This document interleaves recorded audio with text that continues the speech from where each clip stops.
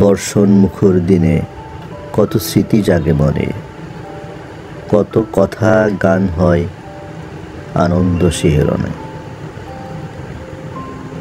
ঋতুরঙ্গময়ী এ বঙ্গভূমি, এ সোনার বাংলায় প্রকৃতির রমণীয় আঙিনায় ষড় ঋতুর লীলা চাঞ্চল্য। গ্রীষ্মের দাবদাহে শান্ত করতে আসে বর্ষা, বর্ষা বয়ে আনে নব জীবনের আশা। বাদল মেঘের মাদল বাজে, এমন দিনে তারে বলা যায় এমন ঘন ঘোর বরসাই। না বলা কথা উজাড় করে বলার একমাত্র এই ঋতু। যত বাদল মেঘে মাদল বাজে,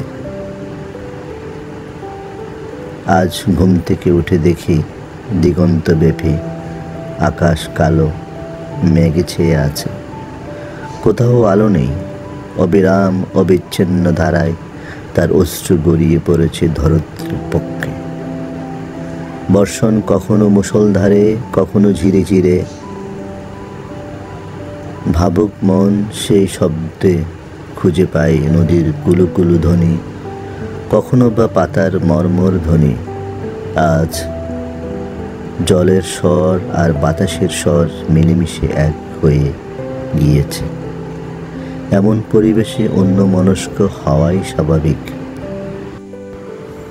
বর্ষার দিনের মধ্যে কেবল মিলন এবং সুখের অন্বেষণ বৃথা। বর্ষার বারিধারা অনেক সময় অঘটনও ঘটায়। বর্ষার এই দিনটিতে গাছপালায় মাঠে ঘাটে সর্বত্রই প্রাণের হিল্লোল বয়ে চলেছে।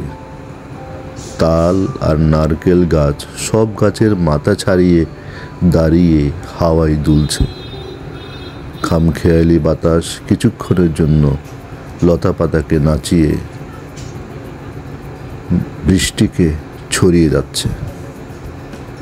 বৃষ্টির সঙ্গে গাছগাছালির লুকোচুরি খেলা শুধু চোখ ভরে দেখা নয়, মন ভরে উপভোগ করাও যাচ্ছে।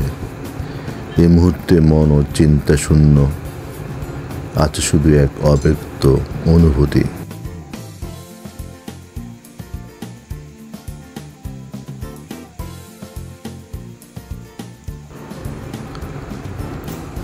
বর্ষণ মুখর দিনে বোঝা যায় মানুষ তার ভাব ভাষায় কত কম ব্যক্ত করতে পারে আর কত বেশি অব্যক্ত থেকে যায়।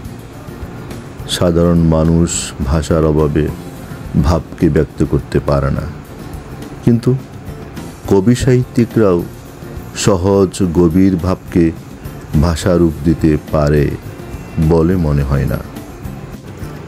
এমন বর্ষণ দিনের গভীরে প্রকৃতি যেন সে অব্যক্তকে প্রকাশ করে চলে নিরন্তর বাড়ি বর্ষণে। তাই তো মন এত উদাস হয়ে পড়ে।